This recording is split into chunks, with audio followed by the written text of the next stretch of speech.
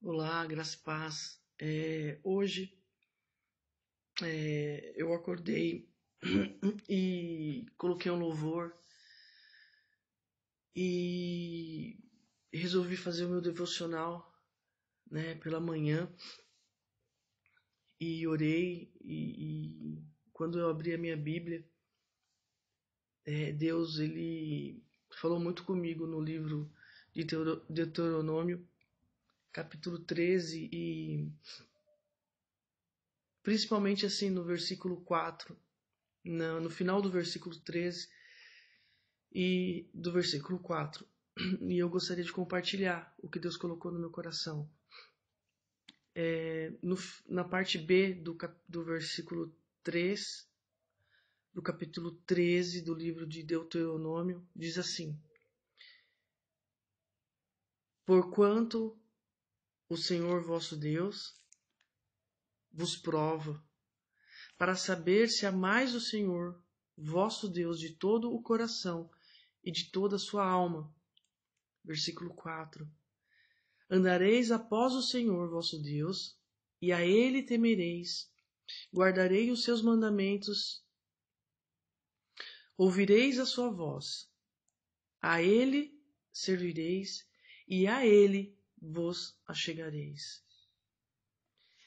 Mas assim, eu não gosto de falar sobre um texto bíblico com citação de apenas um versículo. Portanto, eu peço que vocês leiam o capítulo inteiro, né, para que vocês entendam o que realmente eu estou falando, né, para não parecer que são palavras jogadas ao vento. E Deus colocou uma coisa muito especial assim no meu coração, porque às vezes, ao invés de nós lermos a Bíblia, ao invés de procurarmos nas Escrituras o referencial da nossa fé, o modelo que devemos seguir, ao invés de nós procurarmos nas Escrituras, na Bíblia Sagrada, que é o manual que Jesus mesmo nos deixou, porque a Bíblia fala que sem ele nada se fez. Então, se sem ele nada se fez, eu creio que tudo o que ele fez está registrado nas Escrituras. E a Bíblia ela é um contrato que nós assinamos ou não. E quando nós assinamos o contrato, quando nós tomamos conhecimento de todo o conteúdo contratual, né? Eu estou falando esse termo para que fique mais fácil de entendermos. Quando nós nos predispomos a ler o contrato, as cláusulas, o manual, né? As exigências que Deus coloca ali para que nós venhamos a adorá-lo em espírito e em verdade, santidade, porque ele é 3 vezes santo. Deus ele é 3 vezes santo. E nós devemos buscar essa santidade no nosso coração. Nós devemos buscar isso verdadeiramente, assim, com todo o nosso entendimento. E Deus ele coloca no meu coração que o culto que prestamos a Ele é um culto racional. Não é um culto emocional. Não é um culto de efeito. Não é um culto de comoção. Não é um culto para causar emoção. O culto ele é racional e o culto que nós prestamos tem que ser de todo o nosso entendimento. Mas como é que eu alcanço esse entendimento? Esse pleno conhecimento? Através das Escrituras. Não tem um outro caminho a não ser as Escrituras. Não existe uma outra maneira a não ser pelas Escrituras. Eu não consigo alcançar a minha plenitude lendo livro de autoajuda. Eu não consigo alcançar a graça do nosso Senhor Jesus lendo livros históricos. Livros, por mais que eles tenham um bom conteúdo, por mais que eles até nos direcionem algumas questões sociais, filosóficas, etc. Mas a palavra de Deus é que nos liberta. É ouvindo Deus que nos liberta. E Deus fala conosco através da palavra. A única maneira que Deus tem de falar conosco é através da palavra. Não existe uma outra forma. Deus ele se manifesta através da natureza, como ele fez no caso de Moisés, e ele se manifestou através daquela sarça que queimava sem parar, até que Moisés um dia decidisse olhar para aquela sarça e até ali saber o que estava acontecendo, porque a sarça não parava de queimar.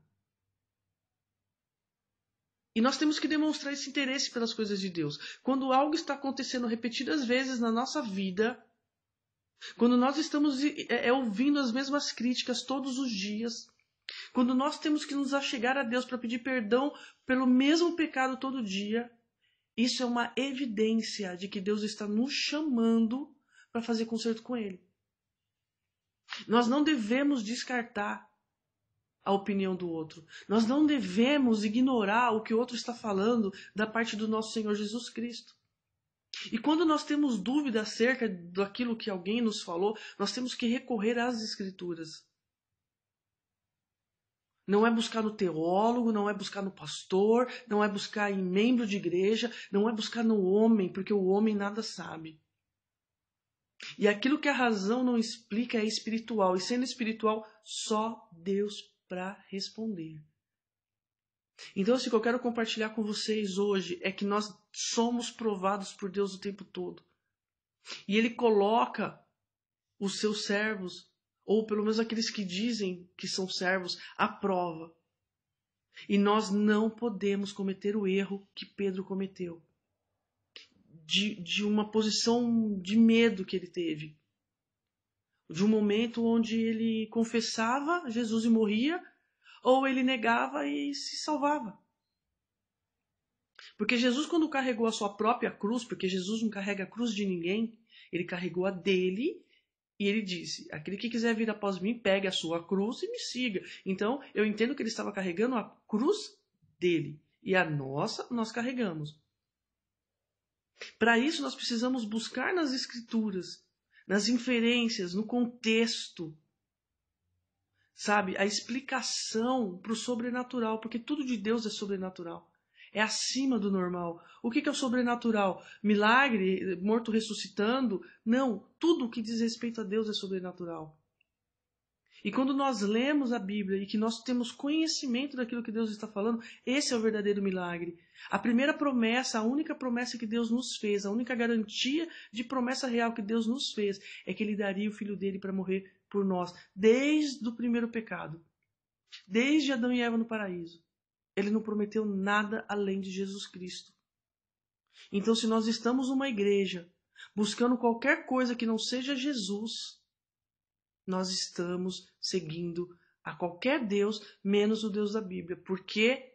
Porque o Deus da Bíblia já entregou o seu Filho para que morresse na cruz do Calvário, desse a sua vida por nós, levando sobre ele toda enfermidade, todo pecado, toda transgressão, toda iniquidade. Nós não precisamos de nada além da graça de Jesus. Nós não precisamos de milagre, nós não precisamos de sinais, nós não precisamos de absolutamente nada além da graça e da misericórdia de Jesus Cristo. E a palavra diz que não devemos acumular tesouros na terra, porque aqui as traças o consomem. Mas antes que o nosso coração esteja em Deus. Então, assim, que nós possamos ler esse texto, capítulo 13 do livro de Deuteronômio, e meditar nessa palavra, e examinar as Escrituras, como diz aqui.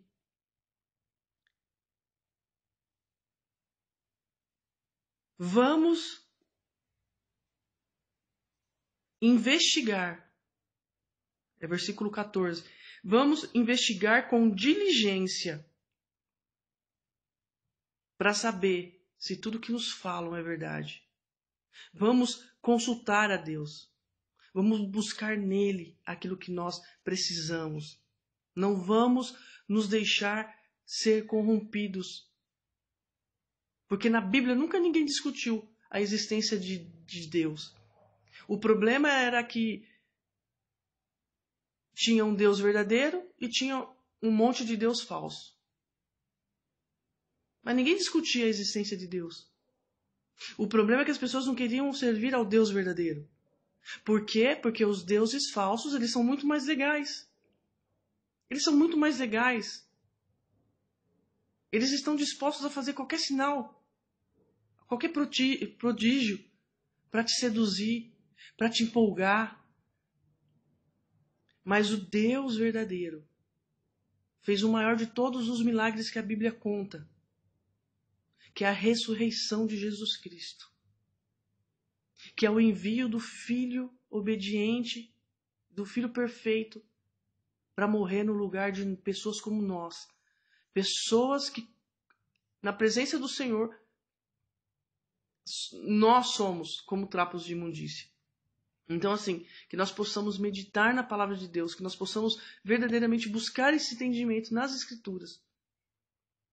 E assim, eu oro a Deus para que a Igreja de Cristo venha ter um discernimento espiritual, que ela venha ter um despertamento, para que todos em unidade possamos falar do Evangelho de Jesus. Porque a nossa vida tem que ser norteada através das Escrituras, a nossa vida tem que ser pautada nas Escrituras, porque tudo que está fora dela é mentira. Absolutamente tudo. A palavra diz que não devemos acrescentar nem tirar um pingo e um tio. Vamos entender as Escrituras, aprendendo com Jesus Cristo, que é o nosso mestre, porque ele mesmo nos ensina: vinde a mim e aprendei de mim, que sou manso e humilde de coração. É isso que eu quero compartilhar com vocês, e eu espero que realmente aquele que chegou até o final dessa mensagem, que ouviu até o final essa mensagem, seja abençoado no nome de Jesus Cristo.